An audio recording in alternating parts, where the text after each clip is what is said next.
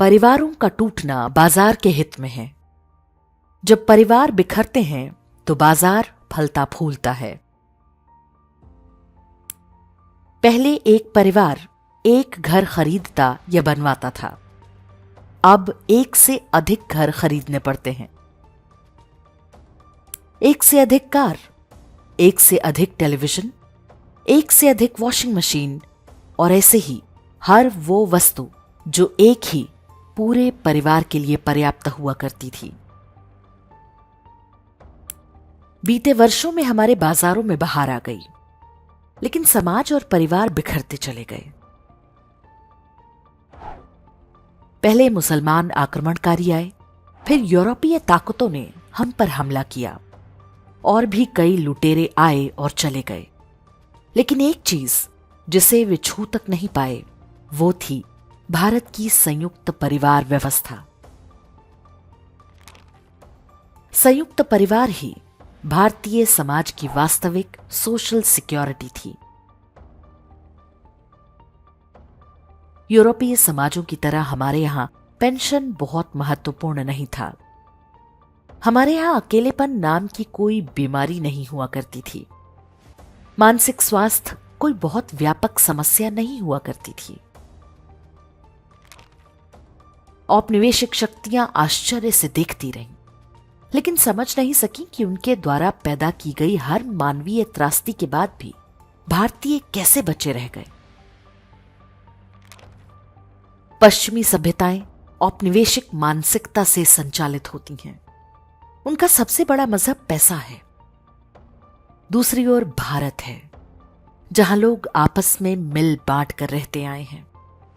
मितव्ययिता अर्थात कम खर्च में काम चलाना, बचत करना अच्छी आदत मानी जाती है। बाहरियों के लिए भारत में अपने प्रोडक्ट बेचना सरल नहीं था। बहुत सोच समझकर ये रणनीति बनाई गई, परिवार तोड़ो। जब हर व्यक्ति अलग अलग रहेगा तो डिमांड बढ़ेगी, बाजार फले फूलेगा। परिवार के जितने टुकड़े उतने गुना फायदा। मीडिया और फिल्मों की सहायता से संयुक्त परिवार को बहुत नकारात्मक तरीके से दिखाया जाने लगा। बताया जाने लगा कि संयुक्त परिवार में व्यक्तिगत इच्छाओं को दबाना पड़ता है। सास बहू के झगड़ों वाले सारे सीरियल्स के पीछे का हिडन मैसेज यही था। सबका हल यही कि घर छोड़कर अलग रहना ही ठीक है। न्यूक्लियर परिवारों को ग्लैमराइज किया जाने लगा। पति बच्चों के साथ अलग रहने को स्वतंत्रता, आधुनिकता और आत्मनिर्भरता का पर्याय बताया जाने लगा। भारतीय परिवार व्यवस्था के साथ हुए षड्यंत्र के परिणाम अब हमारे सामने हैं। दादा दादी और परिवार के बुजुर्ग अब हमें बोझ लगने लगे हैं। हमारे बच्चे अब पूरी तरह से अकेले हैं, मोबाइल फोन में खोए हुए। अकेलापन एक बीमारी बन चुका है जिसके लिए दवाई लेनी पड़ती है। रिश्तेदार अब निरर्थक होते जा रहे हैं। धीरे धीरे सुख दुख के रिश्ते भी समाप्त होने को हैं। बच्चों के संस्कार माता पिता या दादा दादी नहीं, बल्कि सोशल मीडिया के इन्फ्लुएंसर तय कर रहे हैं। पहले जो काम दादा दादी या परिवार के बड़े सदस्य करते थे, वो अब काउंसलर्स करने लगे हैं। बाजार के लिए ये एक आदर्श स्थिति है। हमारी हर समस्या उनके लिए एक प्रोडक्ट है। हमारी हर भावनात्मक आवश्यकता के लिए कोई न कोई ऐप है। हर त्योहार का मतलब है ढेर सारा ऑनलाइन ऑर्डर, चाहे वो सामान काम का हो या ना हो। ढेर सारे सब्सक्रिप्शन हमारे पास हैं जो हर तरह के चाहे अनचाहे संस्कार हमें बांट रहे हैं।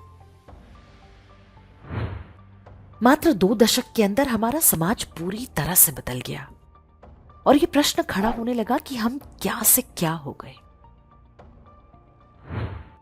क्या आपने सोचा है कि क्यों हमें दिवाली पर परिवार के साथ खुशियां मनाने के बजाय ऑनलाइन शॉपिंग करना अच्छा लगने लगा है? जोमेटो का जंक फूड मां के बनाए खाने से अच्छा क्यों लगने लगा है? दादी नानी की कहानियों के बजाय नेटफ्लिक्स, यूट्यूब और इंस्टाग्राम के वीडियो क्यों अच्छे लगने लगे हैं? यदि आप इस समस्या को देख पा रहे हैं तो इसका हल भी आपके लिए संभव है। संयुक्त परिवार को अपनी संपत्ति समझें, बोझ नहीं। बच्चों को धर्म और परिवार के संस्कारों से जोड़ें, ना कि उन्हें भावी उपभोक्ता बनाएं। यदि आप अपने बुजुर्गों का सम्मान करेंगे, तभी आपके बच्चे भी आपका सम्मान करना सीखेंगे। दादा दादी किसी भी परिवार का अनिवार्य हिस्सा होने चाहिए। स्मरण रहे, बच्चों को सबसे अच्छे संस्कार माता पिता से नहीं, बल्कि उनके दादा दादी से मिलते हैं। वे स्वाभाविक रूप से उनसे ही सीखने की प्रवृत्ति भी रखते हैं।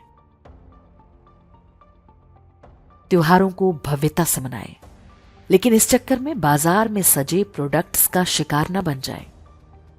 विशेष रूप से विदेशी कंपनियों के उत्पादों ने हमारे त्योहारों को जितना दूषित किया है, उतना किसी और ने नहीं किया होगा। पश्चिमी ताकतों ने अपने धंधे के लिए भारतीय परिवारों को तोड़ा और हमने आधुनिक बनने के लिए अपना अस्तित्व उनके हाथों में गिरवी रख दिया। अब समय आ गया है कि हम रुकें, सोचें और अपने संस्कारों को फिर से अपनाएं। अन्यथा अगली पीढ़ी को संयुक्त परिवार का अर्थ समझाना भी कठिन हो जाएगा।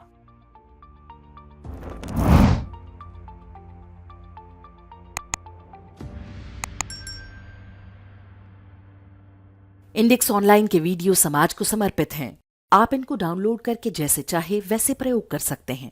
चाहे तो आप हमारे टेलीग्राम चैनल से जुड़ सकते हैं। वहां सारे नए पुराने वीडियो आपको मिल जाएंगे। हमारे सोशल मीडिया लिंक हर वीडियो के डिस्क्रिप्शन में होते हैं। हमारा एकमात्र उद्देश्य हिंदू समाज को जागृत और एकजुट करना है। इसमें सहभागी बने। धन्यवाद।